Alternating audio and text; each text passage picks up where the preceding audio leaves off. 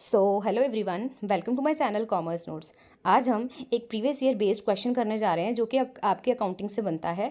तो ये जो क्वेश्चन आ जाए तो कैसे उसे अटैम्प्ट करना है उसका कंसेप्ट समझेंगे इस वीडियो में। इससे पहले हमने बहुत सारे इंपॉर्टेंट क्वेश्चन आंसर्स को किया हुआ है, ठीक है, जो कि आपके एग्जाम में आता है, प्रीवियस ईयर बेस्ड है, बिकॉज वो मल्टीपल टाइम रिपीट हुए हैं। तो जो प्लेलिस्ट है वो डिस्क्रिप्शन बॉक्स में भी उसका लिंक दिया होगा और आपके चैनल पर जाके भी प्लेलिस्ट में देख सकते हैं। वहाँ पर आपको क्या है, बहुत सारे important question answers previous year based मिल जाएंगे। टेलीग्राम को ज्वाइन कर लेना, वहाँ पर भी क्या है, जो प्लेलिस्ट है वो शेयर हो जाती है एंड जो ये भी लेक्चर्स बनते हैं वो वहाँ पे सेंड हो जाते हैं एंड पीडीएफ भी वहाँ पे सेंड हो जाती है। तो अपडेट के लिए आप उसको ज्वाइन कर सकते हैं, ठीक है। उसका लिंक भी डिस्क्रिप्शन बॉक्स में होगा। तो स्टार्ट करते हैं हम अपने आज का क्वेश्चन। क्या बोल रहे हैं, ये 15 मार्क्स का आपको एज इट इज़ आता है। कह रहे what is price level accounting, वो बताना है आपको। डिस्कस करना है डिटेल में कि current cost accounting method of price level accounting and how it is different from current purchasing power technique. तो आपको बेसिकली प्राइस लेवल अकाउंटिंग को यहाँ पे डिटेल में बताना है, ठीक है। और आपको डिटेल में current cost accounting method of price level accounting बताने हैं और वो कैसे अलग है करंट परचेजिंग पावर टेक्निक से, वो भी आपको बताने हैं, ठीक है। तो स्टार्ट करते हैं। तो सबसे पहले तो हमसे यही पूछा था कि प्राइस लेवल अकाउंटिंग क्या होती है, तो स्टार्ट करते हैं इस क्वेश्चन को करना। कह रहे प्राइस लेवल अकाउंटिंग एक फाइनेंशियल अकाउंटिंग है, is a financial accounting concept है, ठीक है, जहाँ पे जो फाइनेंशियल स्टेटमेंट्स है ना उनको हम एडजस्ट करते हैं। क्यों? ताकि वो रिफ्लेक्ट करे changes in general price level, कि भाई चेंजेस आए हैं, ठीक है, जो फिगर है ना हमारी फाइनेंशियल अकाउंट में, ठीक है, या फिर हम जो हमारी फाइनेंशियल स्टेटमेंट्स में जो भी नंबर शो हो रहे हैं, तो उसमें क्या है, कहीं ना कहीं हमें प्राइस लेवल अकाउंटिंग इसलिए करते हैं कि जो भी वो नंबर्स है ना वो कहीं ना कहीं प्राइस में जो चेंज आया है वो भी क्या है, कहीं ना कहीं शो करें, ठीक है। इस अप्रोच को यूज़ किया जाता है प्रेजेंट करने के लिए मोर एक्यूरेट पिक्चर कंपनी के फाइनेंशियल हेल्थ की। क्यों? क्योंकि इसमें हम अकाउंटिंग करते हैं, इफेक्ट डालते हैं कि हाँ भाई इन्फ्लेशन और डिफ्लेशन का जो भी इफेक्ट है ना हम अपनी फिगर्स में डालेंगे उसको। ऐसा नहीं है कि कोई चीज़ 20,000 की थी पहले तो आज वो 20,000 की दिख रही है, तो वो तो एक्यूरेट चीज़ नहीं शो कर रही है, क्योंकि आज की डेट में उसमें या तो इन्फ्लेशन का इफेक्ट आया होगा या तो डिफ्लेशन का इफेक्ट आया होगा। तो हमें वो करना है। तो उसे ही कहते हैं कि जो भी इन्फ्लेशन और डिफ्लेशन की वजह से इफेक्ट आया है, ठीक है, तो हमें क्या है उसमें आज का मतलब एडजस्ट करना है उसको, ठीक है, और जो ट्रू है आज की वैल्यू वो कहीं ना कहीं रिफ्लेक्ट करनी है। कह रहे कि अगर हम मतलब ये जो मैथ ये कह सकते हैं कि जो फिगर्स होती थी ये इग्नोर करती थी impact of change price level accounting, but अब हम क्या करते हैं कहीं ना कहीं, फिर इससे क्या होता है ना, फाइनेंशियल स्टेटमेंट की जो एक्यूरेसी है वो इतनी नहीं होती है। क्यों? क्योंकि वो पुरानी फिगर्स में क्या है शो हो रही है। प्राइस लेवल अकाउंटिंग यहाँ पे क्या है, इस चीज़ को एड्रेस करती है, इस प्रॉब्लम को एड्रेस करती है कि हाँ पुरानी फिगर है, ठीक है, अगर एक्यूरेट इन्फॉर्मेशन नहीं शो हो रही है तो फिर प्राइस लेवल अकाउंटिंग आती है यहाँ पे, वो एड्रेस करती है इस इशू को। वो क्या करती है, एडजस्ट करती है जो भी हिस्टोरिकल कॉस्ट थी और वैल्यूज थी उसको एडजस्ट करेगी और फिर रिफ्लेक्ट करेगी करंट इकोनॉमिक कंडीशन के अकॉर्डिंग उन फिगर्स को, ठीक है। तो होप आपको ये मीनिंग समझ आया प्राइस लेवल अकाउंटिंग का। अब हम देखते हैं करंट कॉस्ट अकाउंटिंग, ठीक है, तो सीसीए। तो कह रहे करंट कॉस्ट अकाउंटिंग एक ऐसा मेथड है प्राइस लेवल अकाउंटिंग में जो एडजस्ट करता है वैल्यूज ऑफ एसेट और लायबिलिटी को उनके करंट रिप्लेसमेंट कॉस्ट में, ठीक है। तो अब हम देख लेते हैं आगे। इसमें एसेट वैल्यूएशन होती है। तो क्या कह रहे हैं कि एसेट्स को वैल्यू किया जाता है at what it would cost to replace them today. अगर आप उस एसेट को दोबारा खरीदने जाओगे, ठीक है, तो कितनी कॉस्ट लगेगी आपकी, ठीक है, not what they cost when they were originally brought. तो जैसे फॉर एग्जांपल आप कोई चीज़ लेके आए थे 20,000 की, ठीक है, बैलेंस शीट में वो शो हो रही है। अब आपको क्या करना है, एडजस्ट करना है उसकी आज की डेट में प्राइस को सेट करना है, एडजस्ट करना है ताकि वो ट्रू पिक्चर शो करे। तो आप क्या करोगे ना, आप देखोगे कि ये सेम एसेट अगर मैं आज खरीदने जाऊँगा ना तो मुझे कितने का पड़ेगा, ठीक है। तो अगर मैं इस एसेट को रिप्लेस करके दूसरा एसेट लाऊंगा तो मुझे कितनी कॉस्ट पड़ेगी, तो वही कॉस्ट क्या होगी, उसकी एसेट की वैल्यू होगी, ठीक है। फिर है डेप्रिसिएशन। कह रहे डेप्रिसिएशन क्या होता है, रिडक्शन वैल्यू होती है एसेट की ओवर द टाइम। तो ये क्या है, is based on the current replacement cost of the asset, की current replacement cost of asset कितनी पड़ रही है, ना कि ओरिजिनल कॉस्ट के बेसिस पे। फिर है cost of good sold, COGS। कह रहे जो the cost of good sold होता है इसको कैलकुलेट करते हैं हम यूजिंग करंट कॉस्ट इन्वेंट्री, ठीक है, जो करंट कॉस्ट इन्वेंट्री है उसको यूज करके करते हैं, गिविंग अ मोर, क्यों? क्योंकि इससे क्या मोर एक्यूरेट मेजर मिलता है कि एक्चुअली कॉस्ट क्या थी प्रोड्यूस करने की गुड आज की डेट में। फिर है गेन एंड लॉसेस। कह रहे कोई भी गेन लॉस है ना from the change in replacement cost of the assets are reported, कि जब हमने रिप्लेसमेंट जो भी चेंज आया replacement cost of the asset के उसको भी क्या है रिपोर्ट करना है। जैसे एग्जाम्पल दिया है, if an asset replace cost goes up, for example कि रिप्लेस किया पहले 20,000 का था, अब क्या है ये कह सकते हैं कि 50 का होगा, तो 30 से अप चले गई है ना कॉस्ट, तो ये क्या है गेन हो गया, है ना, कि आज की डेट में उसकी वैल्यू बढ़ गई। If it is goes down, अगर वो गोज डाउन होती है तो वो लॉस होती है, बढ़ गई तो वो गेन होती है, ठीक है। तो ये भी क्या है रिपोर्ट किया जाएगा, उसके बाद मतलब लिखा जाएगा, कंसीडर किया जाएगा। फिर अब बेनिफिट ऑफ सीसीए। कह रहे हैं कि बेनिफिट क्या है, तो कह रहे हैं रिफ्लेक्ट करता है रियलिटी को वो, ठीक है, मोर एक्यूरेट पिक्चर देता है कि एसेट की आज की डेट में क्या वैल्यू है और लाइबिलिटी की क्या है आज की डेट में वर्थ, ठीक है। फिर अब बेटर डिसीजन कहता है हेल्प करता है मैनेजर को और इन्वेस्टर को बेटर डिसीजन लेने में, क्योंकि वो अप टू डेट इन्फॉर्मेशन उनको मिल रही है।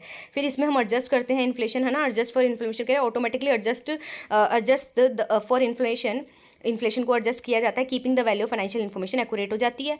उसके बाद चैलेंजेस बोल रहे हैं तो उस कह रहे कॉम्प्लेक्स है, मतलब keeping track of A current replacement cost, कि आपको करंट रिप्लेसमेंट कॉस्ट पता होनी चाहिए फिर हर एक चीज़ की, है ना। तो कहीं ना कहीं कॉम्प्लिकेटेड होता है, टाइम कंज्यूमिंग होता है। देन है एस्टिमेशन, कह रहे decision the current cost and can involve a lot of gas work. यहाँ पे क्या आपको गैस वर्क बहुत चाहिए होता है, ठीक है, जो कि ज़रूरी नहीं है कि हमेशा एक्यूरेट हो।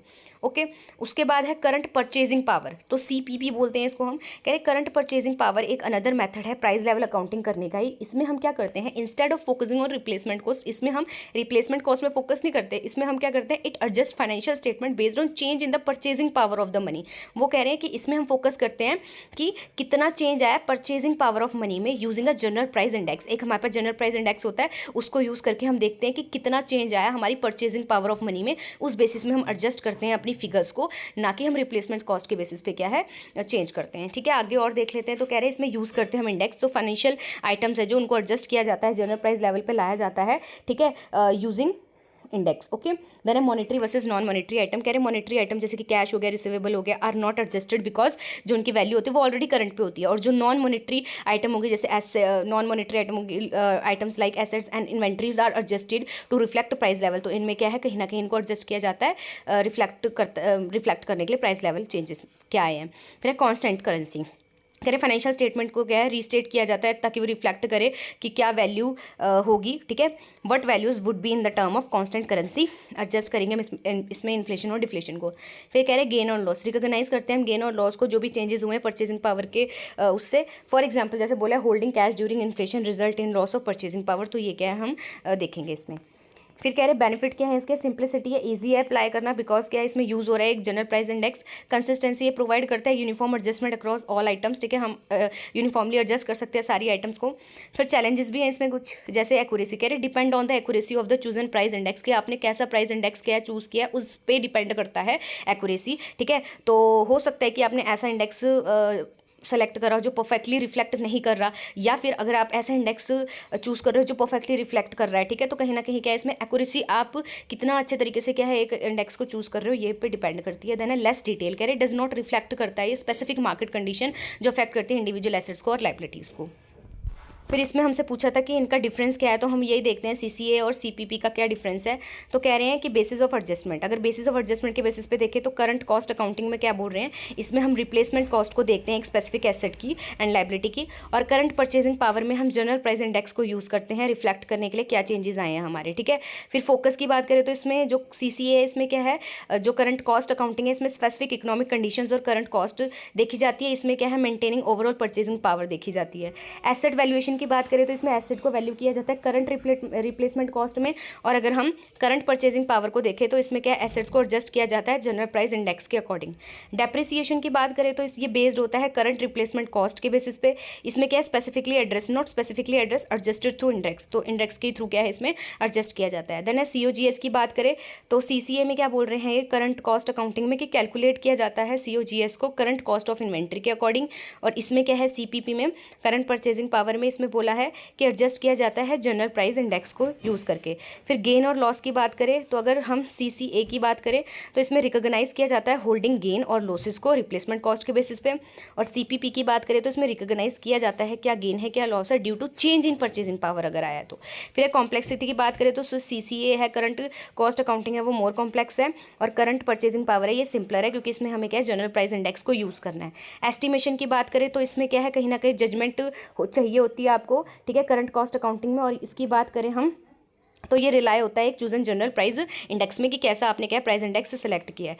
एडजस्टमेंट और स्कोप की बात करें तो ये specific to current cost of replacing individual asset है, और ये क्या ब्रॉड है इसका स्कोप। फिर है यूज़ ऑफ प्राइस इंडेक्स, तो इसमें तो हम प्राइस इंडेक्स यूज़ नहीं करते पर इसमें करते हैं, ठीक है, किस में करते हैं हम CPP में करंट परचेजिंग पावर में। एंड लास्ट हमारा बोला इम्पैक्ट ऑन फाइनेंशियल स्टेटमेंट्स, तो इसमें क्या प्रोवाइड करता है detail asset specific view of financial health, और इसमें ऑफर किया जाता है एक generalised view overall price changes में के अकॉर्डिंग क्या आया है। फिर सिंप्लिसिटी की बात करें तो ये लेस सिंपल है कौन सा करंट कॉस्ट अकाउंटिंग, क्योंकि इसमें क्या है हम मोर रिसोर्सेज इंटेंसिव होता है, ज़्यादा टाइम वगैरह लगता है इसमें। एंड अगर हम करंट परचेजिंग पावर की बात करें तो ये क्या है कहीं ना कहीं मोर स्ट्रेट फॉरवर्ड है, ईजियर टू अप्लाई है। तो लास्ट में हम समरी देख लेते हैं। तो कह रहे हैं इन समरी जो प्राइस लेवल अकाउंटिंग मेथड है ना, जैसे कि करंट कॉस्ट अकाउंटिंग हो गया, करंट परचेजिंग हेल्प करता है प्रेजेंट करने में मोर एक्यूरेट फाइनेंशियल पिक्चर, ठीक है। इसमें कंसिडर किया जाता है इन्फ्लेशन डिफ्लेशन को, और CCA फोकस करता है स्पेसिफिक करंट रिप्लेसमेंट कॉस्ट में, वाइल जो CPP है वो यूज़ करता है जनरल प्राइस इंडेक्स को, ताकि मेंटेन परचेजिंग पावर। ओके, तो होप आपको ये क्वेश्चन समझ आया। अगर वीडियो पसंद आई हो तो लाइक शेयर सब्सक्राइब जरूर करें। Thank you for watching this video.